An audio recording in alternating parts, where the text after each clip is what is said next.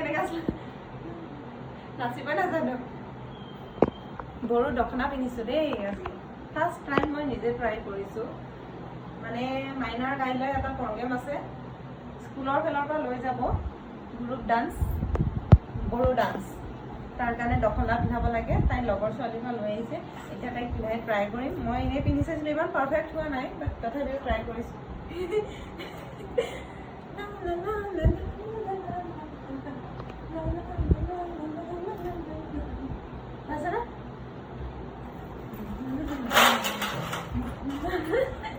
নাচিব নাজানো মই এইজনী আৰু নাচে মোৰ লগত ৰবাচোন বেলা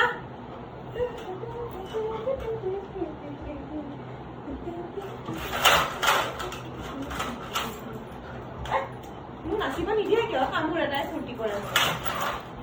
এখন এনেই লৈ লৈছোঁ মই এনেই ফ্ৰকটোৰ পৰা পিন্ধি ট্ৰাই কৰিছিলোঁ